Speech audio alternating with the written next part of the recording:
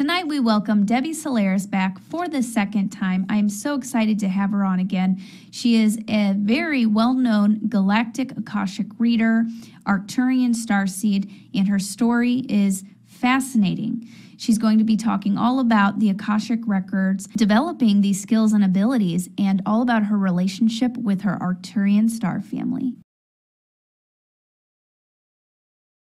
Hello, everybody. Welcome back to another episode of Starseed Chats. My name is Lily Nova, and we have Debbie Solaris here again for a part 2. I'm super excited to have you on again, Debbie. So you're a galactic akashic reader and just a wonderful Arcturian starseed. I think it's funny because recently I've noticed that everybody that I have on is an Arcturian starseed. So I think we just click, like I'm drawn to you guys. Yeah, totally. Yeah. Yeah, I don't know if you're from Arcturus too, but if you are, then not really. I didn't think so, but no, but we work together a lot. Yeah, totally. Yeah. So no, I'm just great. I'm just thankful to be back here because we've had such a great last show together that, and it felt like we barely scratched the surface with the topics we were talking about. So hopefully we can do more of a deeper dive this time around. Yeah. So on our, just in case anybody hasn't seen it, so the last interview with Debbie, we really deep dived into her fascinating first contact stories and experiences with the Arcturians, her Arcturian star family. So if you want to go check that out. And today I was thinking we'll talk a little bit more about your connection with your Arcturian star family, your communication, maybe your soul gifts, and then the Akashic records. Yeah, absolutely. Sounds exciting. Okay, so let's see. Where do we start here? I guess let's start with your Arcturian star family. Okay, so sounds good. Yeah, so you're an Arcturian starseed. Your first two, you had like 2 major experiences where you went up on the ship. And then your gifts started to come online. So I was wondering, like, can you tell us a little bit of background? Like, what were those beginning stages like of communication and connection with your star family? So it's telepathic. How did they communicate with you? You're talking about after my experiences on board the ship? Yeah. Like in real time. Yeah. Like in, yeah. Yeah, that's kind of an interesting story, actually. I always kind of chuckle when I look back on it because Arcturian guides, they're kind of rough on us sometimes. I mean, they put us through some lessons and some little exercises that are sometimes pretty wild when you're first encountering them. And then when you look back on it, it's like, oh, okay, now I see the purpose of this whole, crazy goose chase, that they had us go through. But to answer your question, I did notice that after my 2 extraterrestrial contact experiences where I was on board the Arcturian starship, that a lot of my intuitive gifts really came online. And, I was finding that I was downloading a lot of information and that, there was a lot of I was having a lot of, extraterrestrial, not extraterrestrial, but extrasensory experiences like interdimensional traveling, astral traveling, seeing UFOs all the time. And I'll get to the UFO story in a moment, but I did find that as I was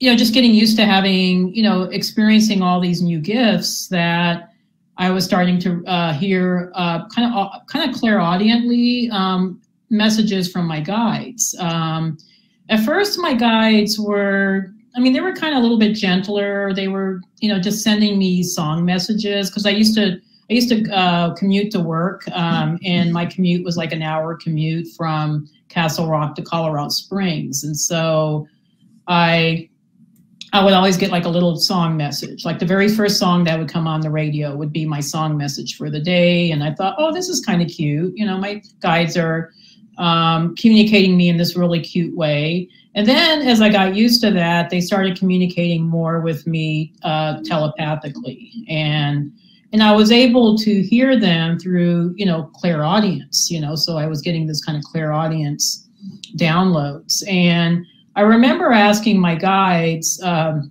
very first thing I asked them was, how do I communicate with you better? You know, I'm kind of new to this. I don't know really what I'm doing. And my guides told me that, you know, oh, well, you need to meditate on a daily basis. And I was just like, meditate? You know, I was like, I hate meditation. I just hate it, because I'm somebody, I love my monkey mind. I love, you know, all the little thoughts I have in my head, you know. So so I was like, no, I'm not going to meditate. And my guide said, you know, well, that's the only way you're going to be able to really connect with us. So my guides, they gave me this vision. Okay, so my guides are crazy. I chuckle at some of the little exercises they put me through. So they told me that I needed to learn meditation from the Zen Buddhist monks in Crestone, Colorado.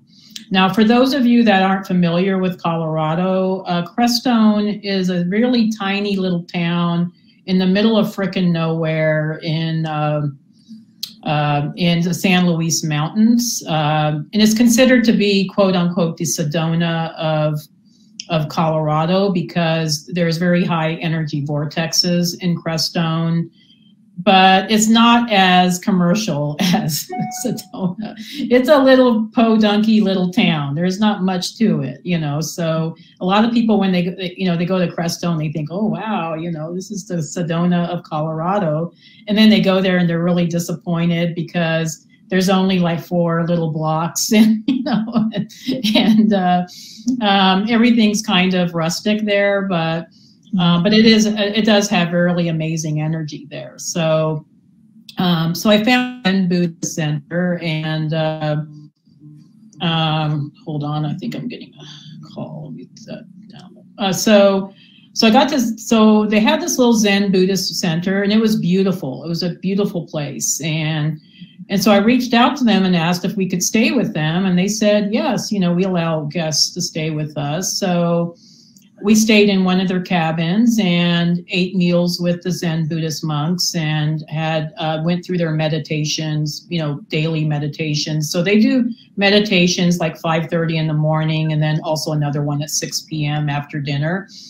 And it was a wild experience. So there, you know, Zen Buddhist meditation methods are very structured. You know, they have, and I think that's what my guides were trying to teach me, was a sense of structure, you know, that I needed to learn to structure my spiritual practice. And so my husband also came with me. So he was there with me. And for a week, we just learned how to meditate with the Zen Buddhist monks. And I got a lot more practice with my meditation practice, you know. So now every day I meditate.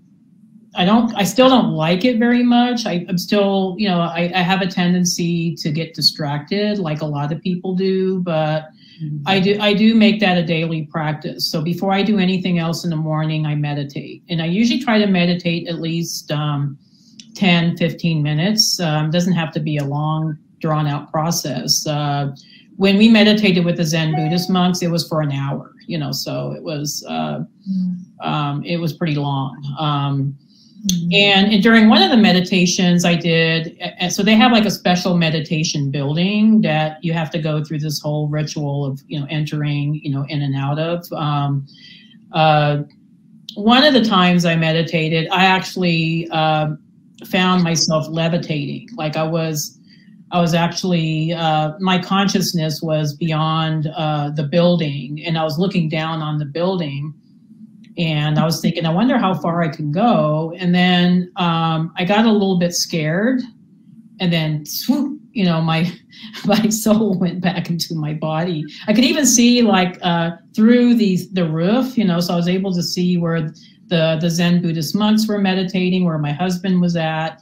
And it was kind of cool, but then just that little bit of fear just set in, and then it was like zoop, I was back into my body, and I wasn't levitating anymore. But yeah, meditation is super important when you're connecting with your star people or your star guides. The reason why it is because meditation gets us into that higher vibrational state. And whenever you get into that higher vibrational state, it's like you're meeting your guides halfway. So your guides don't have to come all the way down to the third dimension. You know, they're actually able to meet you in maybe the fourth dimension, you know. So so since then, you know, I've had other crazy experiences with my guides. I'll tell you guys two more little short stories, and then we'll get into wrapping up this question. But the other thing my guides had me do was, and again, it was at Crestone. They love Crestone for some reason. I think it's because there's an Arcturian portal in the San Luis Mountains. So it was a logical place for me to go and get downloads, or you know, experience my little exercises with my guides. But one time I was in meditation. This was after that first experience, and my guides were showing me this vision of me flying a kite, and then I became the kite, and I was asking them, what's this about? And they said, well, we want you to go back to Crestone and fly a kite. And I was like, okay, I've never flown a kite in my life. I was one of those kids, I didn't really get into kite flying, you know. So so I purchased just a little kite from Amazon, and it just so happened that a week later I was invited to be part of a women's retreat. So I thought, oh, that's in Crestone. So I thought, oh, that's perfect, you know, so I'll be able to fly my kite then. And then I did get an opportunity to fly my kite amongst the San Luis Mountains, and I got massive downloads. That was when my guides first showed me what my true mission was going to be. So they were giving me a lot of information. It kind of felt like I was getting information from the Arcturian portal through the kite itself, and it was downloading into me as I was holding the kite. And it was just such an amazing experience that I just have never forgotten it. The other thing that happened with me too is I found that I was able to telepathically communicate with UFOs, which was pretty wild. So I had one experience where I was seeing a lot of chemtrails in the sky. I was commuting to work and I was in my car and I looked up and I saw all these chemtrails, and I started crying because it just felt like, what are they doing to our planet? You know, spraying all these chemtrails. And just as I was thinking that, I heard a voice in my head say my name. You know, it was my actual name, not Debbie Solaris, but my actual given name. And I kept thinking, who's saying my name? And then they said, look up. And then I looked up and I saw two cylindrical UFOs, and they were in the sky and they were this golden color. And I was amazed. I was just like, oh my God, I've never seen anything like that. And they were erasing the chemtrails. And I was like, wow, you know, they're helping us. And so I asked them, are you here to help us or hurt us? And they said, we're here to help you. And I heard that very clearly, telepathically in my head, you know. So I was just amazed, and I just started crying some more because I was just like, you know, oh wow, you know, our star family's here to help us, you know. So, and then the two cylindrical UFOs disappeared after that, but for sure I did see them. The other thing about meditation is that it does open you up to the higher vibrational or higher dimensions. So then you are able to connect with UFOs. You're going to see UFOs more often. You're going to be communicating with your star guides or your star family. The other thing too is, you know, this is something that I think for people that are new to communicating with higher dimensional beings, you always want to protect yourself. You know, so you always want to do some sort of a shielding exercise, or not that you're wanting to block your guides, but you want to block any lower dimensional beings that might be trying to pretend to be your guides, you know, because sometimes they can play havoc with us, you know, especially for people that aren't practiced with it. They'll come in and pretend to be like one of your guides, and they're very good at it. So you always want to put up some sort of shielding exercise. I do what's called the Arcturian bubble, and this is just my own thing, but I've taught it to many of my clients and, you know, my students. But what you do is imagine a swirling blue and white light that's coming directly from the Arcturus star system. It's going to enter your crown chakra, and then you're going to create this toric field around your body. And that's a really quick, easy way. I mean, you just have to kind of visualize what that's going to look like. And it's a really quick, easy way to create a protective bubble around you. I even do it around my car, like if I'm traveling someplace and I feel like I need extra protection, and even around my house, you know. So it's really super easy exercise to protect yourself from any malevolent spirits that might want to, you know, mess with your field. So but yeah, that's a great question. Thank you. I actually I love sharing those stories because they're so meaningful to me, and hopefully they inspire others. Yeah, of course. Thank you so much for sharing. That was literally perfect. And I just wanted to add, whenever my star family, well, I didn't even know they were my star family yet. I started seeing these UFOs. So you mentioned like communication was kind of subtle at first. Your guide, yeah, it was subtle, yeah. Yeah, like your guides would communicate with you through a song on the radio, and you know, things like that. A big way that they started communicating with me was through signs in the cloud. So they would make a strand of DNA. They would cool. Yeah, they would make an eye. I thought I was going crazy. I was like, every time I went outside, I just saw a big eye. And yeah, so that's how it started. And then as I progressed and began meditating, like you said, more that better communication begins to open up. Yeah, totally. And I think, you know, part of the thing is you don't want to second guess it, you know, because I think what happens is a lot of people second guess it, and then they get into a little bit of a fear mode, and then it cuts off the connection. So you just want to be open to it, be receptive, you know, let it be whatever it is, you know. And sometimes it's not going to look exactly what you think it's going to look like. You're not going to get these beautiful visions, and you know, I mean, you know, it's just it might start off like a really simple, like maybe they're going to show you like symbols, or maybe you'll see animal totems, you know, the animals that show up in your field.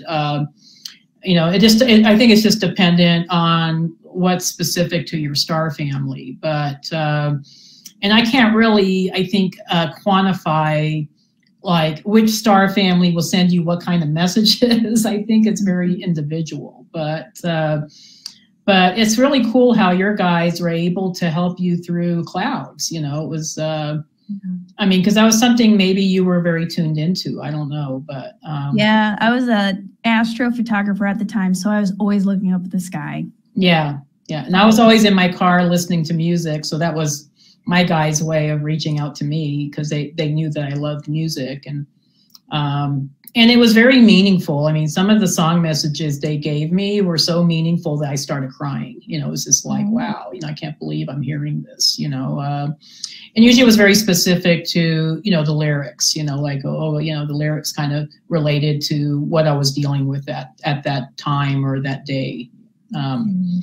So yeah, really, really awesome topic. I love Arcturian guides, but they can be kind of, I don't know, kind of rough on us, I think, sometimes. I know some of those examples I gave you weren't that rough, but my guides actually, you know, when I was actually diagnosed with breast cancer in 2016.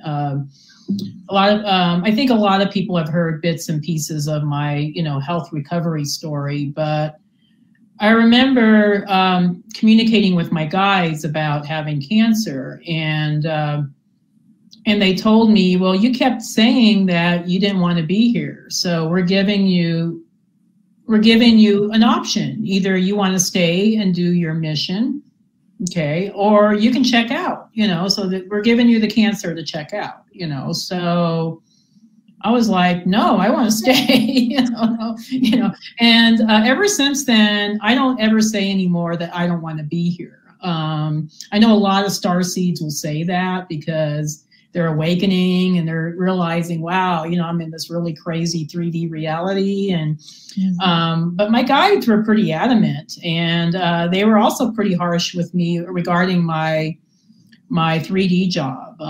They told me back in, it was actually in 2016 also when I got the breast cancer, that they told me that I needed to leave my job.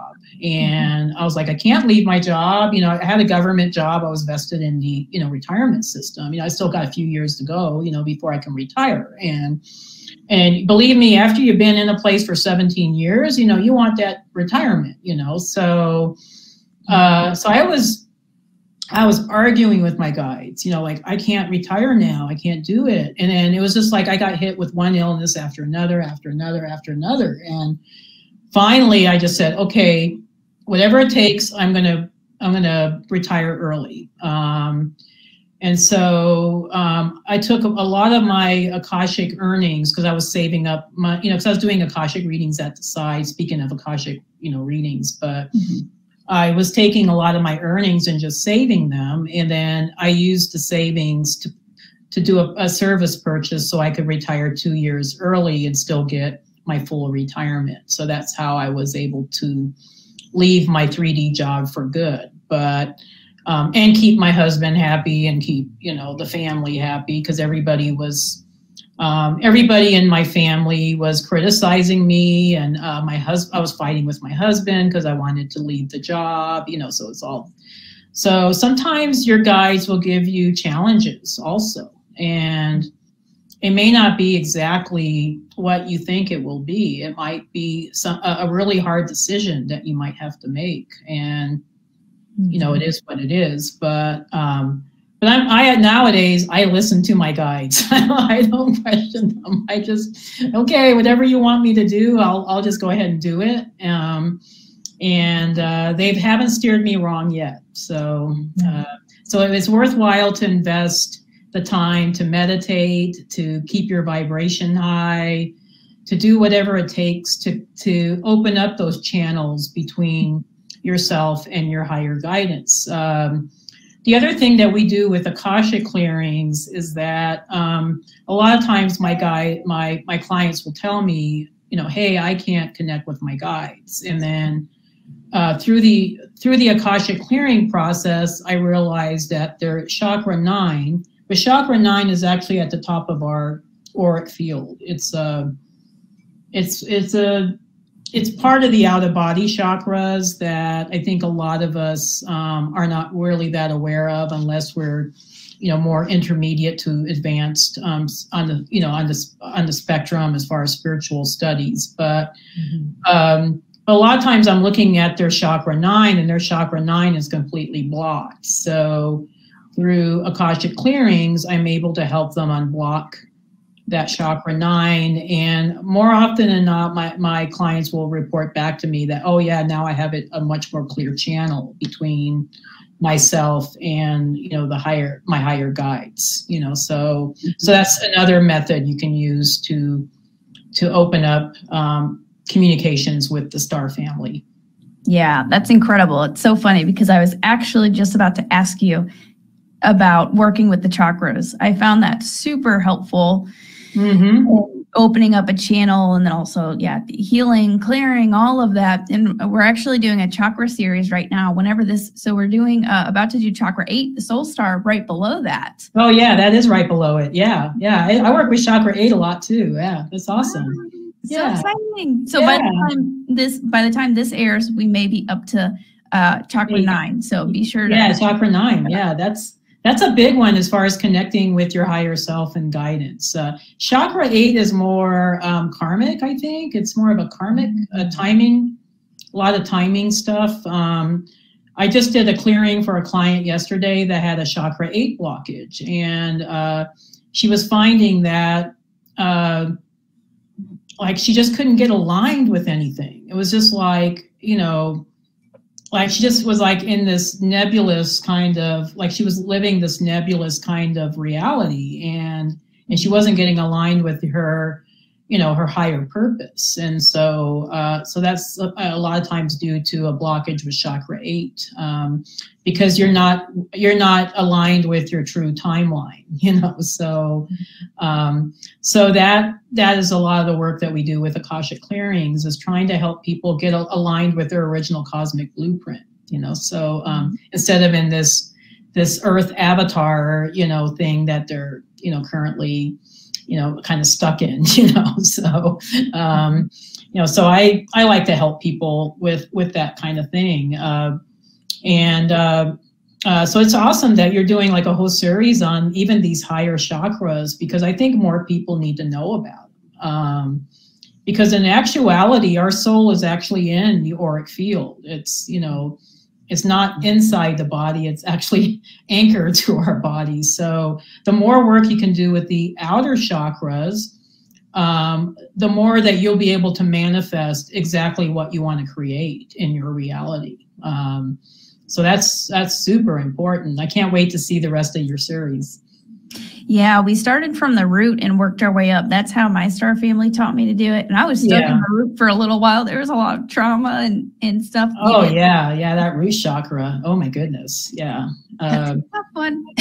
Yeah, no, it's not fun. Yeah, no, I had to do a lot of root chakra and throat chakra work for myself personally.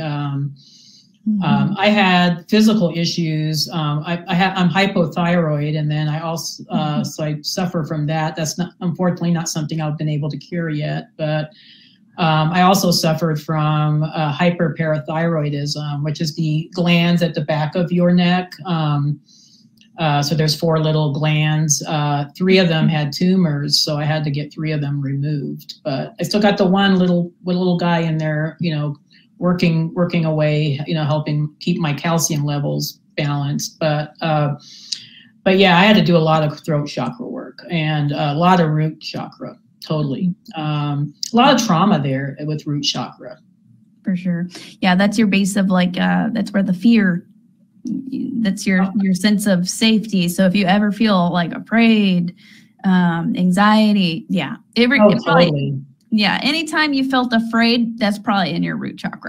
Oh, yeah, totally. Yeah, and we deal with a lot of fear programs when we do the Akashic clearings. You know, it's a lot of fear, a lot of self-punishment programs. There's just layers and layers of it. Right, like shame, feeling bad about yourself. Totally, yeah. Yeah. I wanted to ask you, so you mentioned Akashic clearing. So what do you mean by that? Is that interesting? Yeah. Yeah. What is your take on that? My process. So I probably do clearings very differently than how a lot of people or how a lot of practitioners do clearings. So I do balance out the chakras, you know, so I do a lot of that with my Akashic clearing method. But to me, what happens with the Akashic records sometimes is that it's not that the records get changed so much, but we get kind of stuck in alternate dimensional patterns or alternate dimensional timelines that that we can't seem to break out of for some reason. And maybe this is a soul choice to experience it, but sometimes, you know, we might have some outdated soul contracts that never really got disconnected, or we might be dealing with old karmic patterns that just keep running and running, even though we're long past the lessons, you know. So I developed this method of Akashic clearing because I just noticed that a lot of my clients, no matter what work they were doing, were feeling really stuck, and I wanted to help them to get unstuck. So I utilize kind of various methods with my process. So initially I'm looking at all the chakras. So I look at, chakras 1 through 7, chakras 8 through 12. And then I also look at the secondary chakras. A lot of people aren't aware that we also have secondary. We have 32 secondary chakras, and those can get blocked. And those can really mess us up, because then we're just running these karmic loops over and over and over again. So I'm looking at all of these with the client's guides and looking at, okay, where are they blocked at? And usually that gives me kind of an indication of maybe what programs are running, that are outmoded, or or what entities might be influencing their stuck energy. So sometimes it could be outside forces that might be keeping us really blocked, because dark beings are always trying to keep us from awakening and doing our missions, so they'll try to play havoc with us, a lot of times. And then after that, I do actually access their records to see, okay, what specific lifetimes have these karmic patterns that they're continuously running, so why are they running these patterns? And then after that, the guides will usually let me know if it's an off-world lifetime, or if it's an Earth lifetime, or if it's an alternate dimension, or a future timeline, or maybe it was something that happened while they were in the womb, as they were coming into this incarnation. So it really kind of breaks it down. And also there's a thing called between lives, where a lot of people make contracts, and whether it be a planetary contract or a soul contract with certain individuals, in that in-between space before we incarnate. Okay, so and Arcturians, we're all about that in-between space, because we're the ones that process the souls before they incarnate. So a lot of times folks will make contracts, and they can't seem to break out of the contract, or they can't seem to resolve it, so we are actually able to assist them in that area too. The Tibetans actually call that the between life bardo. So, and it's a very important thing to look at when you're doing clearing work, because sometimes people are making contracts with extraterrestrial beings and they're not even aware of it. I had a client who recently had a extraterrestrial experience where he was brought on board a ship and was had some DNA removed, and we found out that he made a contract to be part of the hybridization program, and he didn't even realize it. So not that it's necessarily a bad thing, so I don't want to paint it as a bad thing. It's actually a lot of times a very beneficial mutual contract for both the recipient, or the donator and the recipients. But but sometimes we're not aware of it, so we'll have experiences and we don't understand what those experiences are about. So doing this Akashic clearing work will help give the client some answers about that. So with that being said, what we end up doing at the end of the clearing is that we will set new intentions in their Akashic records. So basically, I use something called the self-sovereignty invocation. I'm all about self-sovereignty, about getting aligned with our original cosmic blueprint. And from there, a lot of times I'll help them get aligned with who they truly are and with their actual star families. So part of that whole invocation process is realigning them with their star families and with their, true higher dimensional connections. And we disconnect them also from any old timelines, realities, matrices, grids that are no longer serving their highest good. It's a method that I hope to be teaching. I don't know if I'll be able to teach it this year. Hopefully I will be able to. If not, we'll definitely start teaching it next year.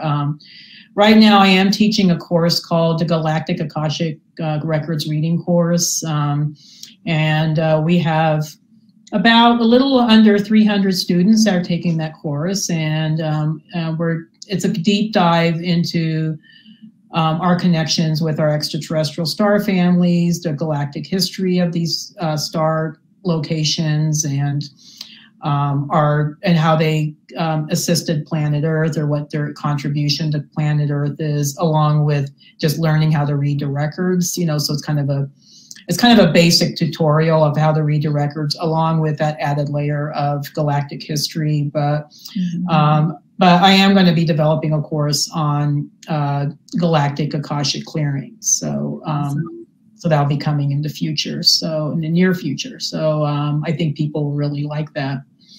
Yeah, that sounds super important. That's one of the things that I like to reaffirm, especially if I'm ever having a difficult time struggling with something, or maybe something doesn't seem right. I always reaffirm and make sure, like, I am on my highest timeline. Yeah, exactly. Yeah, no, it's super important. I mean, because you don't want to be stuck in the bad timeline. I mean, that's not beneficial to anybody. And sometimes people are kind of stuck in the. I don't know if it's a bad timeline, but just not the optimal timeline, and we don't want to be stuck in that nebulous timeline. We want to be in the optimal timeline, the one that's really going to help us, step into, our greatest potential, while we're here. The other thing I do want to mention is that all of us as star people, or star seeds, light workers, whatever, title you want to associate with, we all came here to be successful. I think sometimes people feel that, oh, I don't know, what I'm doing is right. They second guess it a lot.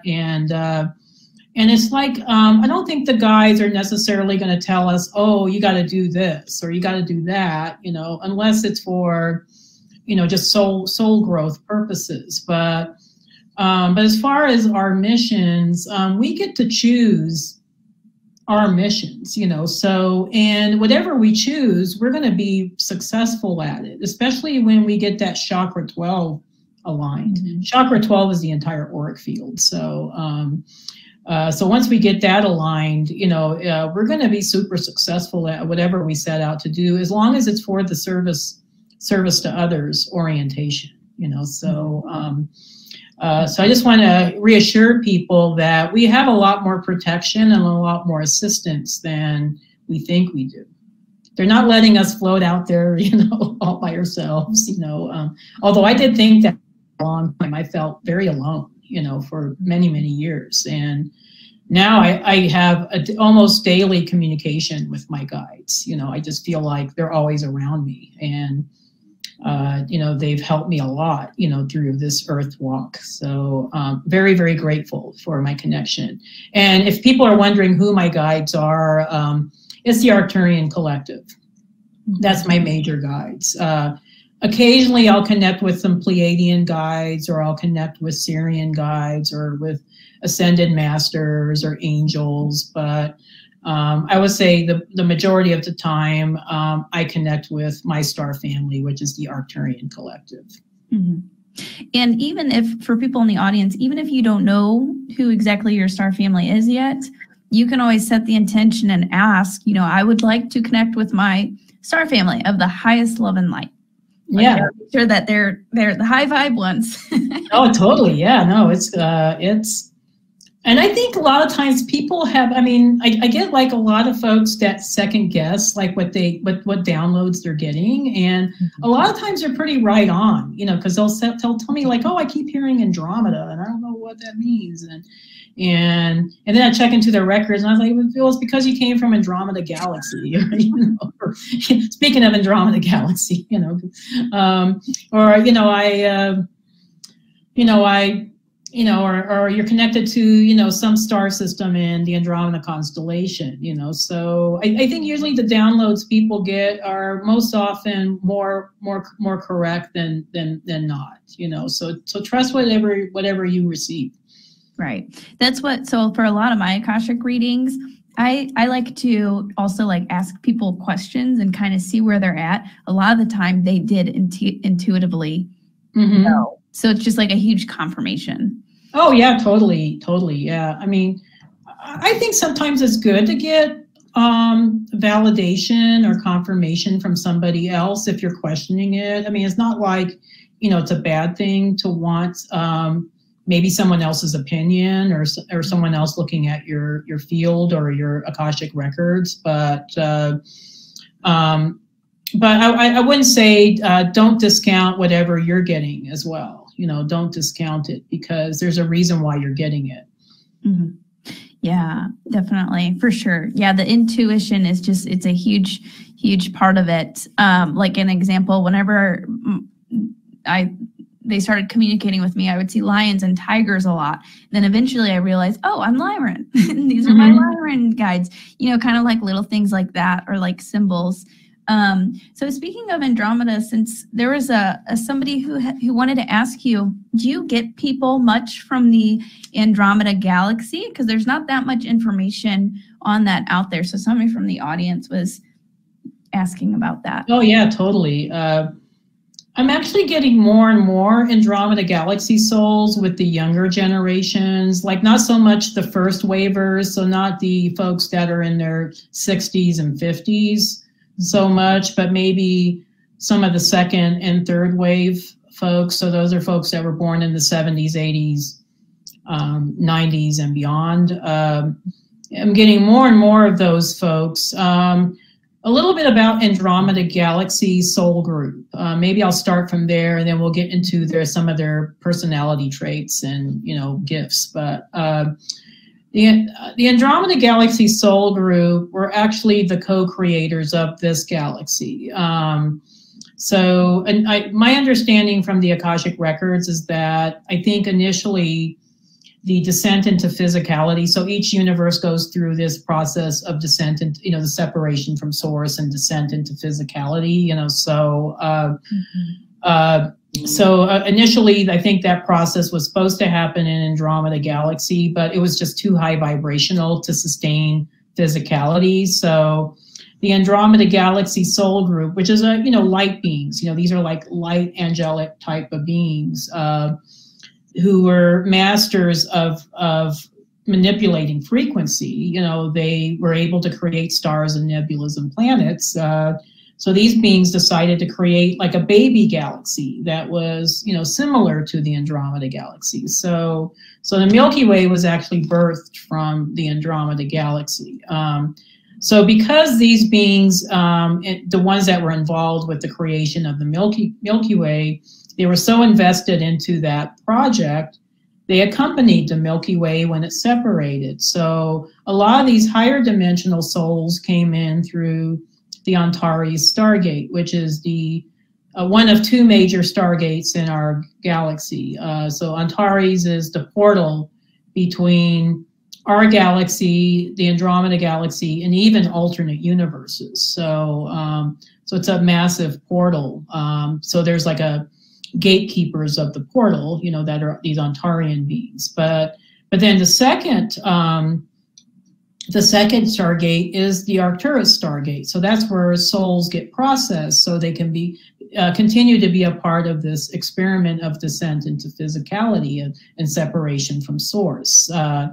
But getting back to Andromeda Galaxy souls, a lot of them came in through this Antares portal, and they chose to have physical experiences, you know, because, you know, they were here, you know, why not experience what they created, you know? So I get a lot of them that carry a lot of elemental energy, and more often than not, this is just a generalization, so don't take it to heart, but I notice we get a lot of air sign people that are Andromeda Galaxy souls, like a lot of Libras and Aquariuses and even Geminis, you know, that they seem to be more aligned with the air element, but that's not a hard, fast rule. I do get some Leos that are Andromeda Galaxy souls, or, you know, some other star signs, but But more often than not, you know, I do see, and I see a lot of third wavers, like a lot of folks that were born in the 90s and the 2000s that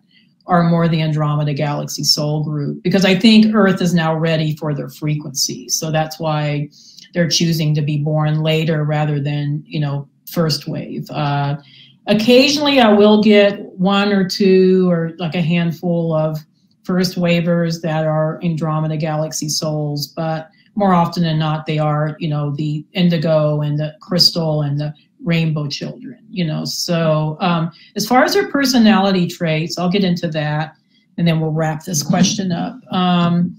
They tend to be kind of reserved and pretty much to themselves. You know, they tend to live very humbly. You know, I don't get like a lot of Andromeda Galaxy souls that are just out there. You know, I mean, a lot of times they're just quietly doing their work because they're frequency masters.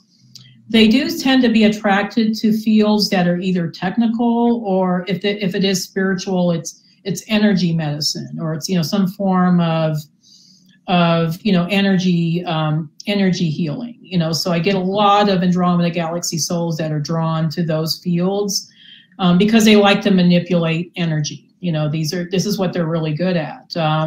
And more often than not, I'll see some that will combine technology with energy medicine. Like they might be either creating something that can amplify energy to heal people, or they might be incorporating already created technology into, you know, some of the work that they're doing.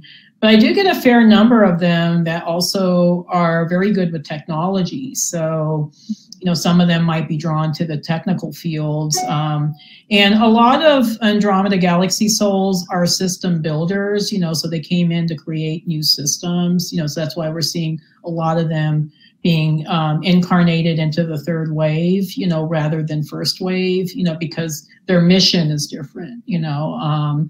And usually when they take on a project or, you know, like a Earth incarnation, they really take it on. Like I see a lot of Andromeda Galaxy souls that go through horrific experiences in their childhood. You know, they go through a lot of trauma, you know, in their childhood. Because they're trying to transcend, you know, all this trauma and karma in order to help raise the consciousness of the planet. So they're very devoted souls. I have a lot of respect for Andromeda Galaxy souls. They don't have it easy here. Yeah. Wow. That's amazing. Thank you for sharing that. Yeah, no problem. I'm seeing more and more of these souls. So it's not like it's not as common as being Syrian or Pleiadian, you know, but I'm seeing more and more of these souls, and I have a lot of respect for them. I think they have sacrificed a lot to be here. Yeah, that's beautiful. I have 3 Andromedan guides that started appearing to me about a year ago, and they were teaching, they were naturally light beings, and they were teaching me energy healing and telekinesis. Oh, wow, very cool. Very cool. Yeah, so that hit right on the money with them being, you know, masters of you know, energy manipulation and all of that. Oh yeah, they are. And just a little guidance for those that might think they are Andromeda Galaxy souls and might be trying to connect with their Andromeda Galaxy families. Andromeda Galaxy beings are very energetic. I mean, they don't necessarily look human. You know, they might look like a blue orb, or they might look like a light being, or they might look like some sort of light being with big light wings. And a lot of times I see this kind of sparkly energy. That's how I associate these beings. But because they are mostly frequency workers, they don't necessarily communicate with verbal language.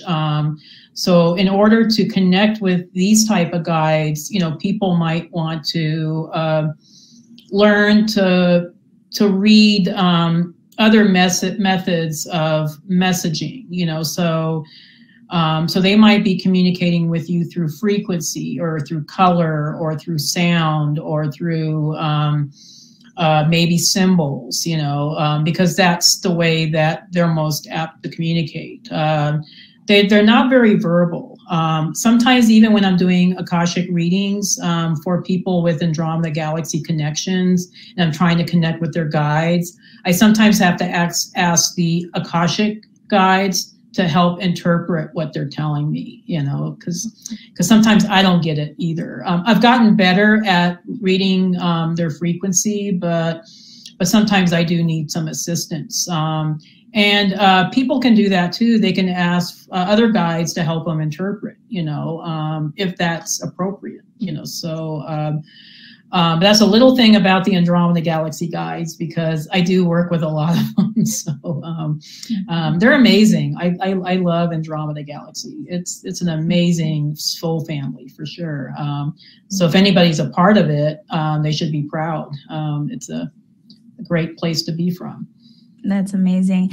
And I love how you mentioned they may appear as like colors. I tell people, even if they aren't quite receiving like full-blown visions or, you know, whatever, whenever they're trying to communicate, these different beings may communicate with you through different colors or symbols. And don't feel bad if you don't get, like, you know, their name, because they may not even speak a language. As a matter of fact, I get a lot of clients that ask me, what's my guide's name? And I'm just like, they don't really have names. They have energetic frequency that they associate with. Sometimes if they do give us a name, it's just to placate us, you know, like, okay, they want me to give them a name, I'll give them something, you know. But sometimes I don't like that question, because first of all, I'm not that great with downloading names, because a lot of times these higher dimensional beings don't go by names. They go by their energetic frequency. It's like a signature, you know. So so sometimes they might even be, you know, maybe just giving us a name just for something, you know, to go by. That reminds me of this little story of, I have this dear client. I don't know if he still lives in Colorado or not, but he was a local client, and he's very Arcturian, you know, so he was learning to connect with his Arcturian guides. And he had this one guide that was from the Arcturian High Council. And I don't think the guide really wanted to give him a name, but I think he was kept pestering him for a name. So the guide told him, just call me Ramon, you know. So that was his guide was just kind of giving him like a silly name just to. So we were kind of chuckling because, you know, Ramon sounds very suave, you know, it's a Spanish name. My client was of Spanish heritage, you know, but I was just laughing because I know that wasn't his real name, but sometimes, you know, they will give us a name just for something for us to be attached to, you know, or use. Yeah. Right. Yeah. My experience is pretty much the same. Like, I don't get names as often. And I have had that like conversation where it's like, just to make them happy, do you have like a nickname that you would like for them to call you? Yeah, sometimes they might come up with something really silly, you know, just to kind of, I think, mess with us a little bit, or, you know, or make us, you know, chuckle or laugh, you know. Actually, a lot of people don't realize this, but laughing also raises vibrations. So so sometimes when I'm feeling really down in the dumps, or I don't feel like I'm usually a very cheerful person, but sometimes if I'm not feeling quite like myself, I might watch a really clean comedy show, and it gets me chuckling and laughing, and then I feel a lot better. And that's a really quick, easy way to raise vibration. Right, definitely. And I wanted to ask about, so for the Akashic records, you used the Akashic records to really help change around your health. So I was wondering, do you have, like, for me, I access the Akashic records as I was learning this, and the Arcturians are actually the ones who granted me access to it. I became like obsessed with meditating and opening the third eye. And then I was just so blown away whenever like 5 Arcturians appeared, and there was like a doorway, and they were like, you now have access to the Akashic records. And I was like, so giddy. So that was fun. But I used it to see like my highest timeline. They don't always give me the future, but my first time accessing the Akashic records, trying to read my own, they gave me a piece of that. And I like to also use it as like the highest timeline that we were talking about. And we have gifts and abilities. So that's one of my favorite topics, is activating your dormant gifts and abilities. Yeah, totally. Everybody has gifts and abilities. You have had these, at least other lifetimes, where you've had these activated, so you can tap into that. Would you like to speak on that or add anything to that? How people could use that for that? Oh, absolutely. It's actually one of my favorite topics when it relates to Akashic records reading, because a lot of us don't seem to realize that, at least here on Earth, that we have more control over our health than we realize. We're not victims here, you know. So, so once we learn and to tap into those other timelines or those other, realities and gifts that we used to have, we can actually incorporate that into this timeline. So just to give a backdrop on what happened with me, I went through a tremendous, health struggle, for, I would say, it was at least 15 years, if not 20 years, where I just had a lot of health struggles. And I didn't understand, what was going on, why am I having, struggling so much with this stuff? And before, I used to feel like, oh, maybe it was my poor Earth genetics, or, because I come from a family, Earth family that, has a lot of cancer and has a lot of, health issues, so, but as I was learning to work with the Akashic records and actually teach a little mini course called Mastering Starseed Health, that if people are really interested in knowing what specific illnesses are associated with what specific star lineages they might be, we offer that on the training page of my website under offerings. Just scroll down and you'll find the training page, and you can purchase. I think it's like, I don't know, $65 or something like that. You get like 2 hours of instruction on that. But not that I'm trying to upsell anybody on my trainings, but it's just it kind of relates to this topic. But what I found with my own health process was that, first of all, I had to heal a lot of old trauma from the Lyran Wars. That was the first thing I had to heal. Was a lot of my health issues were old trauma signatures that were in my soul DNA that was getting reactivated because I was going through kind of similar trauma in my Earth life, where, I was going through a lot of stress, I had this job I didn't really like, and I was having problems in my relationships, so it was, activating, all these trauma signatures. So I had to look at first what happened to me in Lyra, because that was where the original trauma started. And then I did some past life regression work around it. And then from there, I also did a couple of QHHT sessions where I was looking at specifically, some past lives, where I went through a lot of trauma, and here on Earth, so so we can do this also with the Akashic records. So a lot of times when I do, like a reading for somebody that's, Akashic reading, and particularly for somebody that has a lot of health issues, I'll look at, what lifetimes did you have your original traumas at? What happened? Why are you bringing this into your current timeline? So, and so a lot of times I think we'll take on these illnesses in order to help us complete that karmic cycle, so it's kind of like it's giving us an opportunity to resolve it differently. Okay, so maybe in that previous lifetime, we never got an opportunity to resolve that issue, like maybe we ended up dying from it, or we ended up, you know, maybe not completely healing emotionally from it. So sometimes we recreate these circumstances in our current timeline or our current lifetime in order to give us an opportunity to resolve things differently. And so in my case, I had to process through a lot of anger. You know, I was a very angry individual.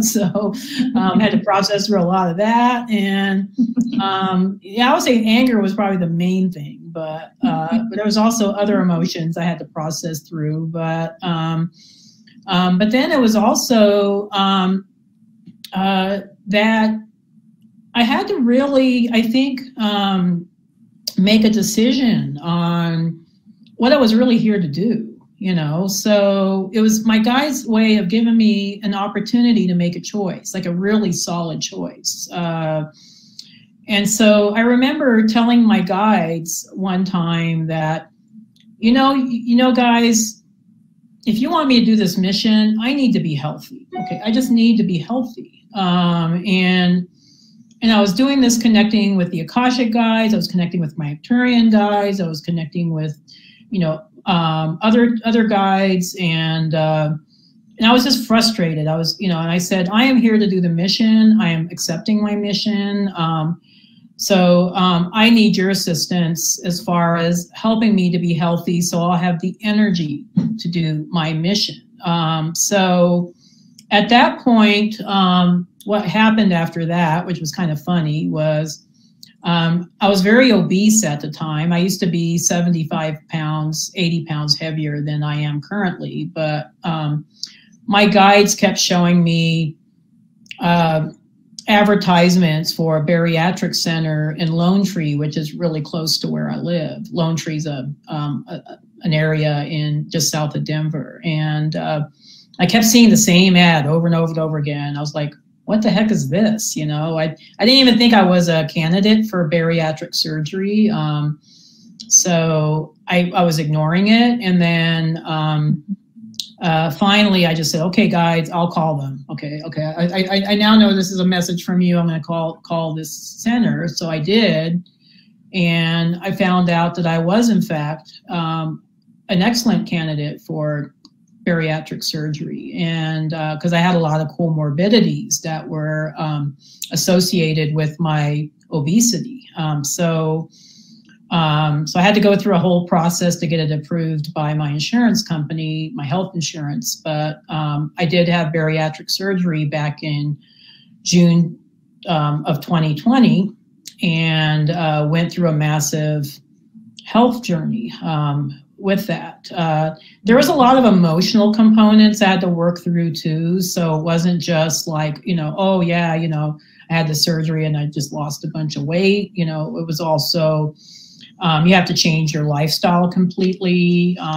So I no longer eat the way I used to. I'm very, very careful with my diet these days. And I exercise a ton. I mean, I exercise a lot. I mean, I've completely changed my lifestyle, and also I had to do a lot of emotional work. So I did EMDR, I did tapping, I did a lot of emotional deep diving into why I was creating, you know, this condition, you know, in my reality, and I was wanting to just let go of it. You know, I didn't want to be a so sometimes, you know, allopathic medicine might be a solution. You know, it's not always just all alternative.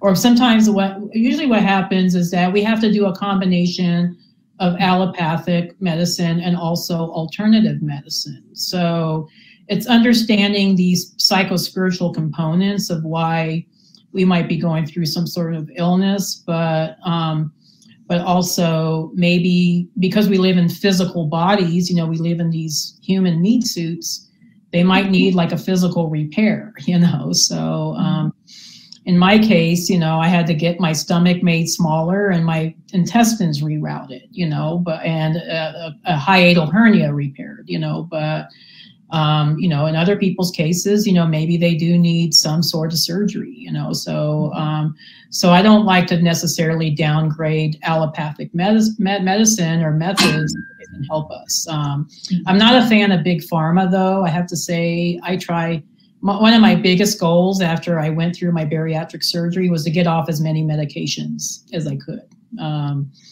And so now the only medication I take, which is really more of a natural compound, is my thyroid medication. So, but I was able to get off 6 or 7 other medications. So, so I'm very proud of that, actually.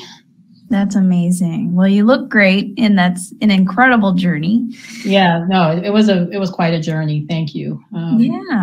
Yeah, that's awesome. So for others in the audience who may be, going through something, they can also use the Akashic records. It sounds like a lot of the emotional releasing, clearing, processing. Also, that's huge. Oh, yeah. Totally. Yeah. I think that's a big part of healing, actually. The other thing I didn't bring up, but I want to bring up now, if it's okay, is there's also correlations between certain star lineages and the type of illnesses that we might be experiencing, which I do teach in that course. So, if people are really interested in that, we do go through that through the Mastering Starseed Health course. But what I found through doing thousands of Akashic readings for people that suffer from various health conditions is that there's actually a pattern between what their star lineage is and maybe what they're suffering from. And I know that sounds crazy, but it actually has a lot of alignment with that. So just to give you a couple of examples, just to pique interest in the audience. But I noticed with Lyran starseeds, you say you're from Lyra or you're connected with Lyra, but Lyran starseeds, because they went through massive trauma, during the Lyran wars, they carry a lot of trauma signatures in their soul DNA. So what happens is when they're in the higher realms, like they're incarnating in the Pleiades or Sirius or Andromeda or wherever, they're totally okay, but what happens when they incarnate on planet Earth, because Earth is so dense, we have this 3D reality that we're dealing with. They might start off being healthy, for a while. And then they'll go through some sort of traumatic event or some sort of really stressful period in their life. Like maybe they're having, marital issues, or, they're struggling at work, or something happens, they get into a car accident. And then they start they start manifesting all these illnesses. And for Lyrans, it's usually autoimmune conditions. So it's usually something that is systemic all over the body. So it would be, to give you an example, like chronic fatigue syndrome, fibromyalgia, lupus, multiple sclerosis, rheumatoid arthritis. So I get a lot of Lyran starseeds that suffer from these conditions until they start really looking at maybe some of their past lives and looking at why they're creating this. And once they realize, oh, okay, I might be creating this because I'm reliving some sort of past life trauma, then they're able to, they're on their way of resolving it. So it's first of all, it's always about the recognition of the condition. Like, okay, where is this coming from? And then from there, they can take steps to resolve it on a physical level. Another star system that I see like this common condition with is with Pleiadians. I get a lot of Pleiadians for some reason, Pleiadian starseeds that suffer from blood sugar issues. So this would be like diabetes or pre-diabetes. And I think the reason for that is because Pleiadians, when they live in their home worlds, they live in a very supportive environment where they get a lot of love and support from other Pleiadians, so they have this beautiful environment that they're living in. And then they come to Earth and things are really shitty on planet Earth, so they feel like, gosh, where's the sweetness? I don't have the sweetness in my life anymore.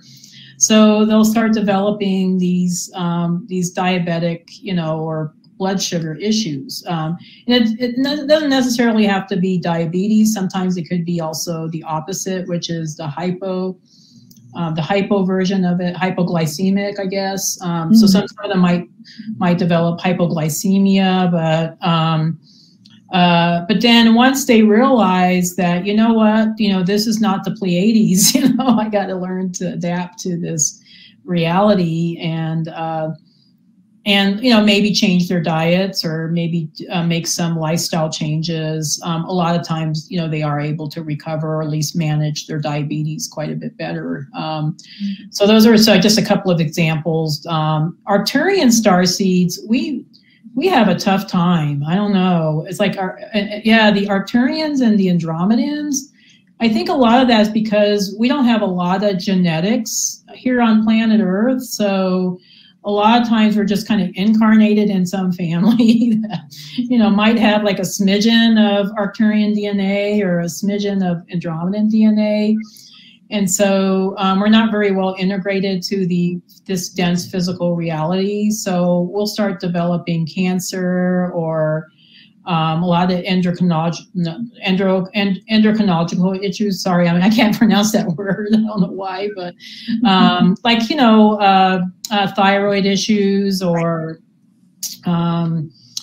problems with hormones, that sort of thing. So we really struggle with that. And we have to go through a very similar process as the Lyran Pleiadian, starseeds do, where we have to kind of look at, maybe some past life components or, some psycho-spiritual components of that. But for me, I kind of got the gamut. I got everything. It's like I got the, the health dump, it was just like I suffered from everything almost. But now I'm the healthiest I've ever been. I think even healthier than I was in my 20s, so I'm very, very grateful to my guides. Thank you. Love you guides. Yeah. That's amazing. Yeah. That's amazing. Well, you went through, what was that? Thank you for allowing me to share that, because I think it's kind of interesting to see the correlations. Yeah, definitely. And so you went through a lot. Yeah, it was a lot. Yeah, it was. I'm amazed I'm still alive sometimes. It was. Wow. It was so hard. I mean, it was. I could see why there was times where I didn't want to be here. Because it was just really hard to deal with. But now I'm really happy I'm here. I'm happy to be a part of this earth walk, if you want to call it that. So yeah, that's amazing. And you went through all of that so that you could help so many people. Yeah, thanks. No, I that's why I'm devoted to the mission. I'm devoted to helping as many people as I can, while still protecting my energy and protecting, my, because I do have, a life outside of, being a galactic Akashic reader, galactic historian. So, but I am devoted to helping as many people as I can. I remember telling my husband once that I was definitely going to ensure that we all make it to the 5th dimension, and that I was going to take as many people with me as I could, because I would like to see that manifest in this timeline. So so that's where I'm at.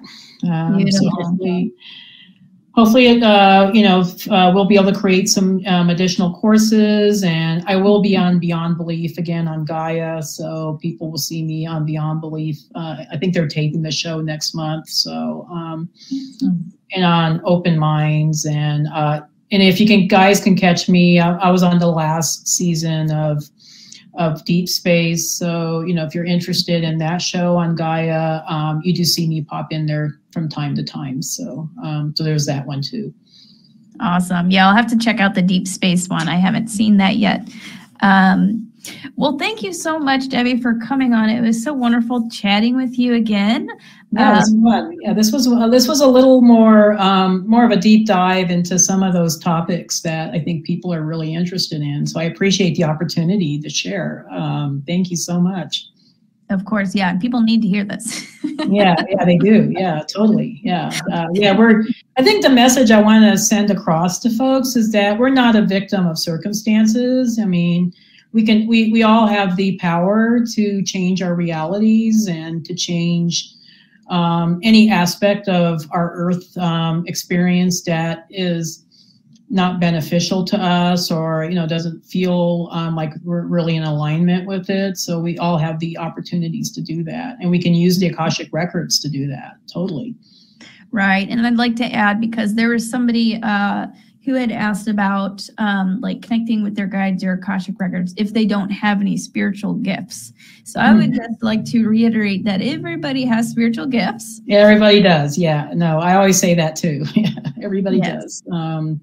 Yeah, none of us are more special than the other. Like I feel like the gifts I have, anybody can develop. It's not not like I have a special cosmic password or anything. So yeah, you just need to recognize that the universe is communicating with you. It may be subtle at first, and it's like a muscle.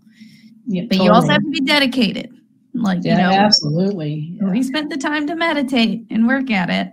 Yeah, no, it takes practice. I mean, that's one of the things I keep telling my students in my Akashic course that's currently ongoing right now, is that it takes practice. I mean, it even took me practice. I mean, I didn't just, bang, wake up and all of a sudden, I was into, reading the records. It took a lot of practice on my part and a lot of dedication, because this is like a muscle, and we've been trained, I think, here on Earth, not to trust our intuitions.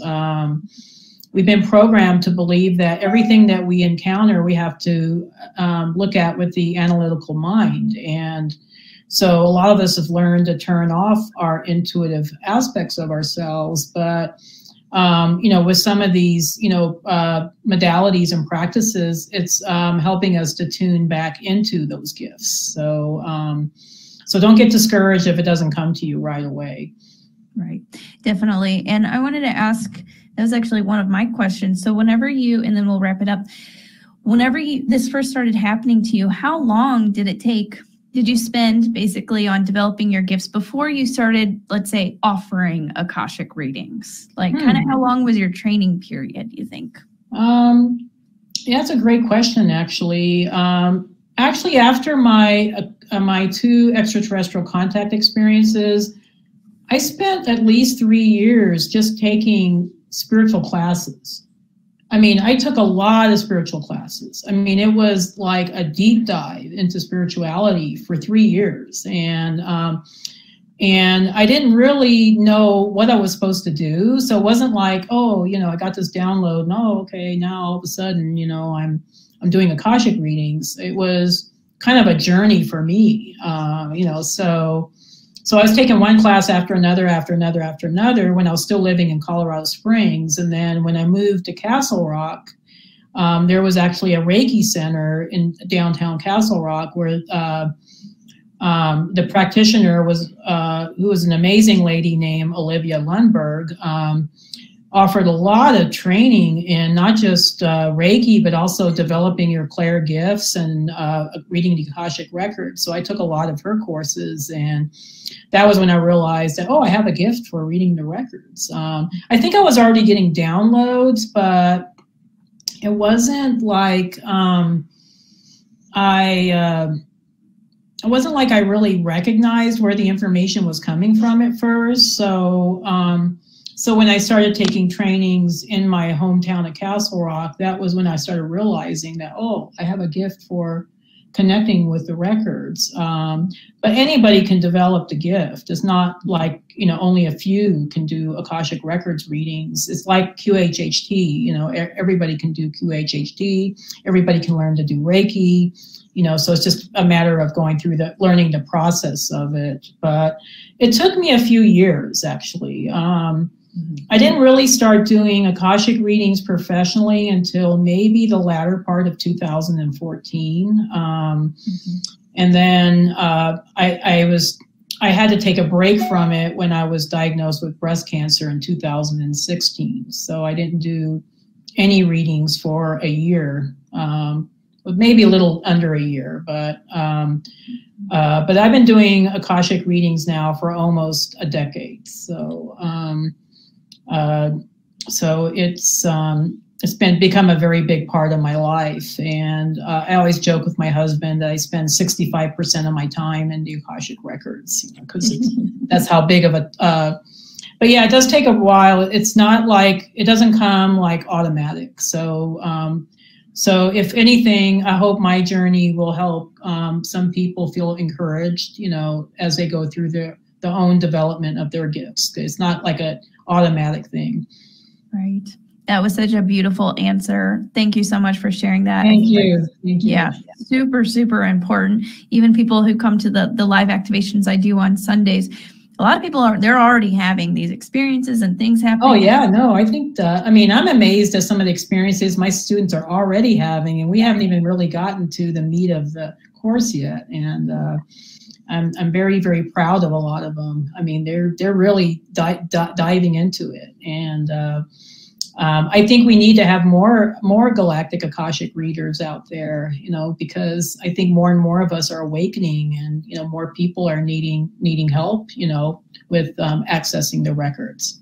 Right, for sure. Yeah, it brings a lot of clarity and activation in itself, just that remembering who you truly are.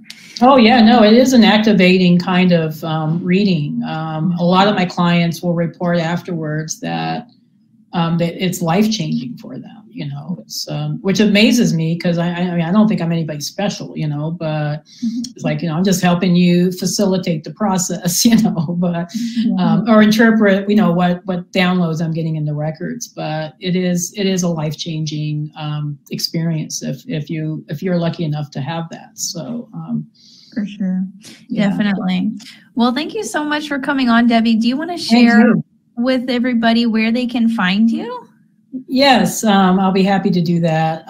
Probably the best way to contact me is through my website, which is debbiesolaris.com. So it's DEBBIESOLARRS, just like my name is spelled, .com. I am going through a revamping of my website, so my website might be changing dramatically in the next month or so, but one of the things that we are going to be offering soon is crystal kits that are associated with certain star systems. So, so that's going to be available for retail sale on my website pretty soon. So if you're interested in that, please,